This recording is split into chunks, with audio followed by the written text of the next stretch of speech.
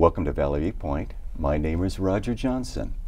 My guests are Jody Frost and Marvin Hamilton.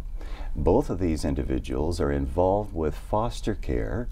Jody is involved with the certification, supervisor of the certification in the Umatilla County, and Marvin is also involved with certification. Welcome to Valley Viewpoint. Thank you. Thank you for having us.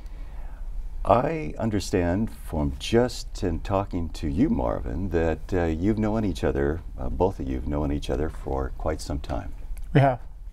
How was that? I think we met, oh goodness, over 20 years ago when we were both officers at a correctional facility in Umatilla, Two Rivers. And then I transferred over to the child welfare system, and 7, 8 years later, you transferred over also. About that. So we've been working together for how long? It's been 8.5 years now, at least. And you found that in this work with adoptive children and also foster care, it's good to have a very good working relationship between both of you, I would think. That's true. Yeah. Yeah. We've spent a lot of work. Prior to this, we both worked, she was my supervisor for Child Protective Services. And she moved on to certification, and I moved on to certification once there's a spot available. But prior to that, we did both Child Protective Services that involved the going into home, checking on children, ensuring safety of children. That is quite a challenging area, isn't it? It can be. And we're talking about the state of Oregon in this broadcast, but I would imagine that there is overlap between the states at times. There is, and because Umatilla County borders on Washington, it's not uncommon for us to engage with Washington child welfare as well. You were calling various churches of am I correct, Marvin? Why did I get your phone number when you first called? I've been doing a lot of recruiting, and I know that I've found that I find a lot of really good families who go to churches who have good foundations in homes and families. And so, you know, where do you go to find good families? So I've found good families in churches, so I started calling churches. This is the second time around now I've started calling churches to see if I could come out and talk to people, as little as putting up a poster and waiting in the lobby until service is over and answer questions, to as much as addressing a congregation. We've been able to recruit some fantastic families, and you know, the stay power that these families have and the foundations that they have has been really amazing, and so I always look forward to that. And so that's why I started calling numbers again. And you never know what you're going to get from one call to another. You never know what you're going to get. You got me, and I thought, well, why not? Why not have some information about foster care? How does a person who may be interested, who loves kids, I would think that would be probably the prerequisite for anyone to consider foster care. You have to have an appreciation for kids. You have to have the headroom to be able to do that, and you have vast information that I haven't even considered in your experience, both the positive and the negative. Maybe we could just take a few moments to ask the question, why are you here? Obviously, there's a need. There is. I think, you know, for generations, faith-based communities were the community partner for children and families in needs. And then for a while, the government picked it up. And now I think we've come full circle and recognized the value in working with the faith-based communities in meeting the needs of our individual communities and our most vulnerable people, whether it be the elderly, the delayed, and our children. And so in our profession, working with families and children that are experiencing abuse and neglect, as Marvin said, it's almost like a calling. It's not for everyone to bring children that have experienced trauma into their homes. And so people that have a good solid foundation and not necessarily perfect families, but families that are willing to share their experiences and at least expose children to some healthier lifestyles than they've been used to for however long they're in their home. Children never forget. And years later, I will hear from children about their foster care experience. I did foster care for years myself and ended up adopting 5 children, and now I work in the profession.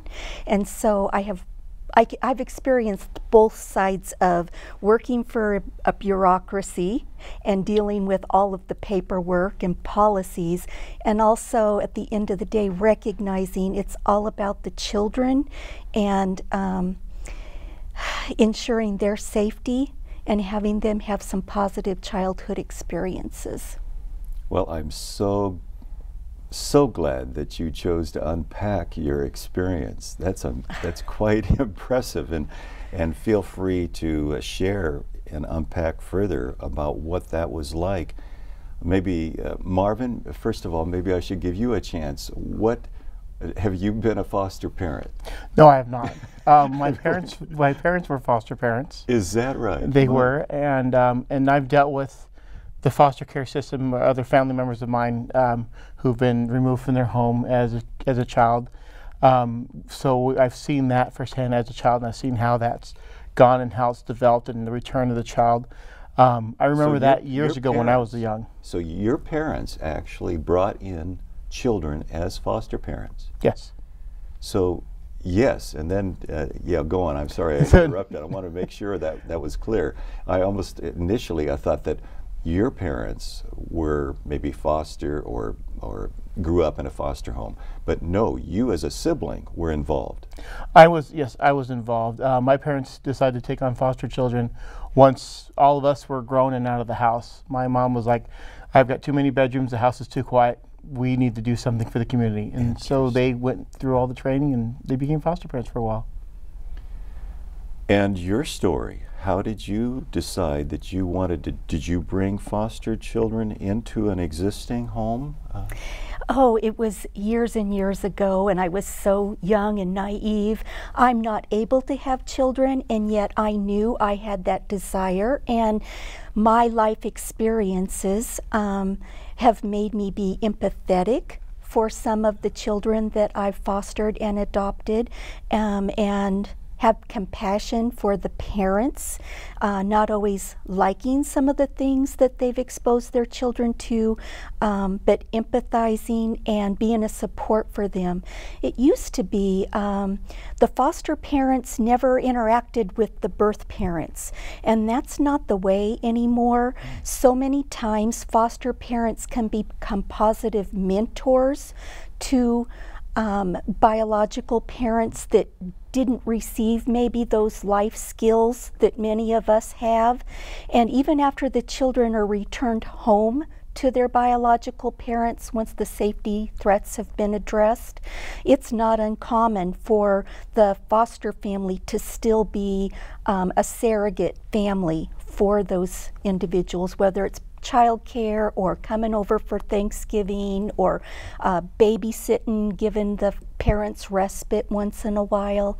So it's amazing how we develop our own families of choice. That's an outstanding overview about what's happening now in contrast with the other days when was this transitioning when you were also taking in children? Not so much. I started in the 90s, and it was pretty separate. Mm-hmm. Children, they love their moms and dads despite some of the things that have happened to them, and you never want to take that away from them. And sometimes they feel torn because they also love the safe and nurturing homes that they're placed in, and we just try to communicate that you don't have to pick. You can love your mom and dad, and you can love your foster mom and dad too. So they don't have to feel torn, and parents don't have to feel threatened. So. Boy, the stigmas are, as you say, the stigmas that were once, you're finding that children are adaptable in this area, and they need both. Yes. And so you made that decision to adopt, and we wanted to touch on this in both of your work about foster care and adoption. And how did that transition take place for you? Well, I had some foster children that after a period of time, the parents weren't engaging or meeting the requirements to get their children back. And we find in the system that rather than find stranger adoptive parents, if children can remain where they're at, we approach them first. After we've eliminated all potential family or extended family members for the children. And so I adopted two, a sibling set, and then another sibling set of two, and then finally a little girl by herself. So they were 3 and 4, and they're 30 and 31 now.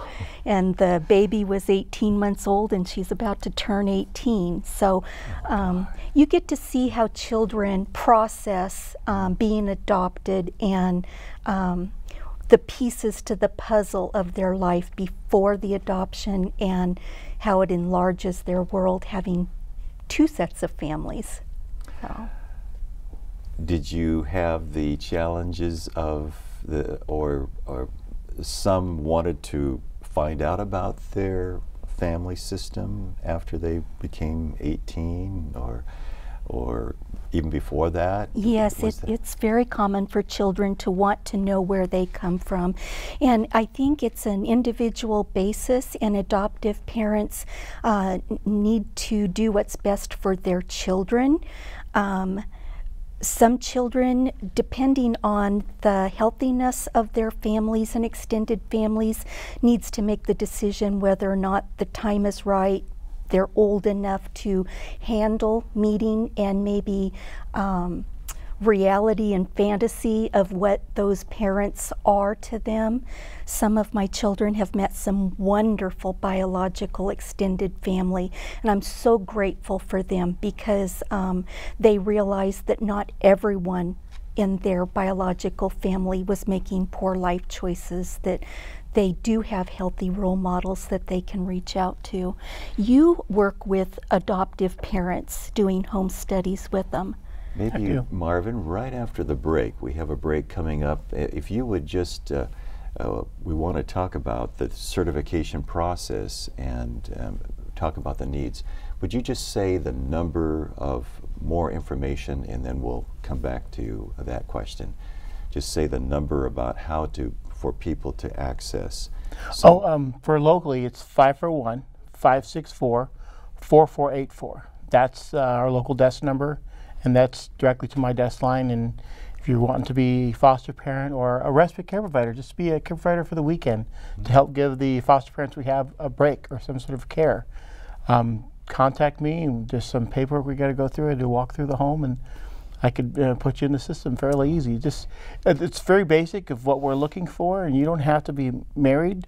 You can be a single parent. You can be parents. You can a person above the age of 21. Living alone. Okay, well, Marvin, we'll we'll unpack some of those, okay, because I don't want to rush you on these very important aspects for our audience to know. We'll be right back with Jody and Marvin.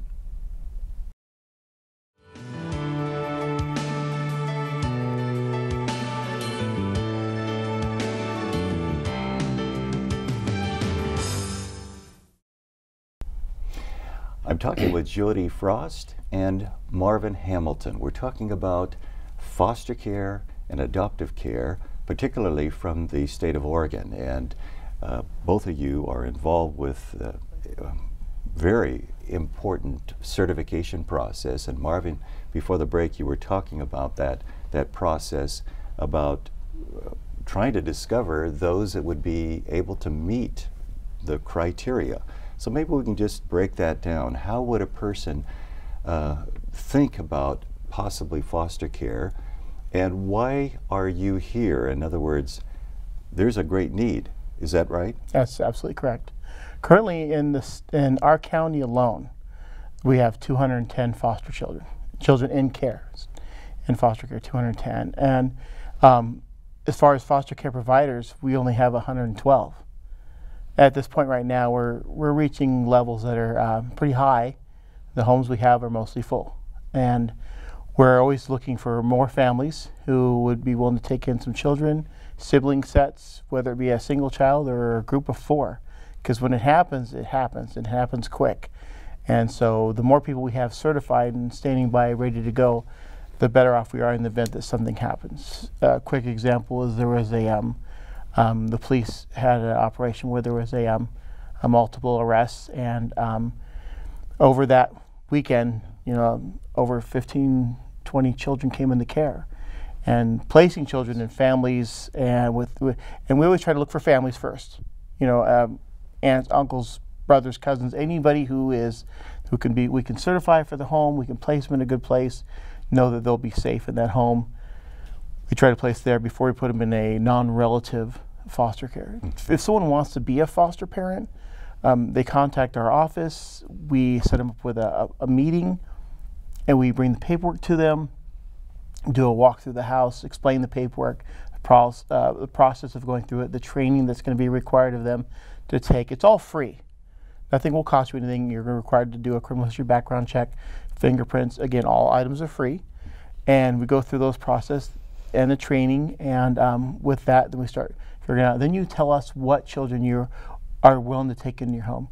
The biggest misconception with foster care is people get this idea that once they become foster parents that we're going to just drop off kids at their door at any age level and then walk away and say, okay, well, you're a foster parent, deal with it. That's not what we do. We want to know good. I'm glad you clarified that. We want to know what you want, what it is in your wheelhouse that's going to help you be the best successful parent for this home. If you're good with babies, then we'll bring you babies. If you're good with toddlers, ages 3 to 9, that's what we're going to keep in that wheelhouse. Teenagers, we want to be in the area that what you can handle best. We have foster parents that are great with teenagers. Get them back on track, get them back in school. They're graduating with honors. We have fantastic foster parents who do that. We have other foster parents who are calling me, how come you haven't brought me a baby yet? We have great foster parents, and I love the ones we have. But times are going on, we have foster parents who've been doing it 15, 20 years, and I can't expect them to do it, to another 20 years. I'd love to have them there, but we need someone to step up and replace some great. of those that are aging out of that service to the state. When I say service to the state, now obviously there's expenses and some remuneration. Obviously the state budgets are tight. I don't know of any state that has a lot of funding available. But what is the financial package as well? Is there, yeah. Okay, so medical, dental, all that's covered by the state. There is a pay grade per child. And depending on the delays of the child, there's depending on those things. Depending on the difficulty of the fostering. Well, there's different age brackets that there's reimbursement for the care, and then also children are evaluated for maybe emotional delays, cognitive delays, and some children are quote unquote normal development, and others require higher level of care, and there is a higher compensation for it. Anyone that thinks they're going to make money off of becoming foster parents is totally knocking on the wrong door, because you don't make any money. Voice of experience, is that right? That's true. If you do right by the kids, by the time the school clothes and the football cleats and the school pictures and field trips, all the stuff that children need to experience, the money's gone. So what is covered by the state? Food, shelter. What kind of, do you keep invoices of the expenses? No. Or what is? We trust our foster parents that they're meeting the needs of those children, and if that means a full tank of gas in the van getting them to and from football practice, that's what they need to do. And that's up to your personal budget after you get this basic funding package. it's up to you to budget that out. Right. So but there's also transportation that gets reimbursed for transportation. Say if you have to go from Hermiston to OHSU and back, and then there's transportation Because of the costs. medical needs of that Yes. particular child, Right. there is reimbursement Yes. for those issues. Many of our foster parents today work outside of the home. It used to be one parent was stay at home and the not so much anymore. And that's the complication of basically why you're here. You're seeing two parents working. Yes. How can we take So, on another child? in other words? Legislature has afforded us in the budget this biennium to provide some compensation for child care. It's not enough to completely pay for child care, but we have foster parents that network with each other and provide child care and respite for each other. So that also helps them develop a support system, because there's tough days. There's rewarding days and there's tough days dealing with some of the behaviors, and once children become comfortable, they may share things with you that they've never felt safe enough to share before. And so I tell people at the trainings,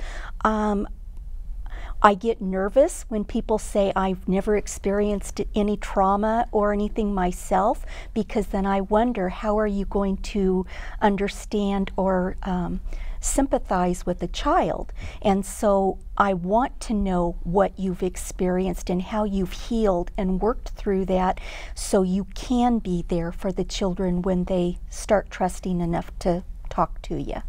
That's also the whole point of the training that we do, is to get them ready for having these children at home, having them talk about the things they're talking about, and how you can react in a positive way, listening to what they have to say without where you're like, oh, getting all surprised about things, and rather than just like, oh, okay, what else? And let them just talk, let them talk it out. And a lot of times the children just want to be heard.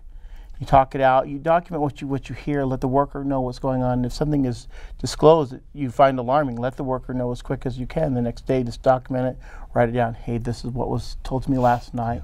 And then we address it. We get help, counseling, or if we have to get the police involved, we will get the police involved, because these are things we need to make sure that the child is safe. And if there's something more to what's going on at home, or if there's unsafe persons at the home that we didn't know about, we need to know about that too. So you'll be training the foster parent on how to validate the children's feelings without necessarily at that time agreeing with them. But they need a listening ear, most of all, I imagine, for their emotions. I had a question about your needs are over 200, and yet you only have spots for how many? We have 112 foster providers and 210 foster children as of today in Umatilla County. Some foster parents are able to take sibling groups. Some sibling groups are so large we can't put them all in a home, but we recognize the importance of sibling relationships, and so we do creative things like sleepovers, one weekend at one foster home and the next weekend at the other. That also gives the foster parents respite and a break. Some children, because of what they've experienced, maybe you have an older child that's parented the younger siblings, maybe they need, because of anger or resentment, they need to be someplace different just for a while, away from the younger siblings. So every family is unique, every family is different. Well, both of you are family system specialists. I can tell you'd have to be able to work this out with all the combinations that are available, and you're here because you need more combination options. And we appreciate you coming here. Just in the last 30 seconds, talk to us about how, again, our audience could contact you as to how to make contact and start this process. Well, you go online, and it's fosterораdopt.com, That's one of the main websites, and through that, you can log in and put down preferences, how you found us, what county you live in. If you're in another county other than Umatilla, they'll put you through to the right certifier home, the right certifier worker that'll make contact with you within a day or so. Otherwise, my phone number 541-564-4484 is a great way to contact me, and I'll return a phone call within 24 hours. Well, thank you so much, Thank Jody. you so much. Thank you, Marvin, for joining us on this very important topic today. Thank you for about having us. Foster parenting. Thank you for joining us on Valley Viewpoint. I'm Roger Johnson.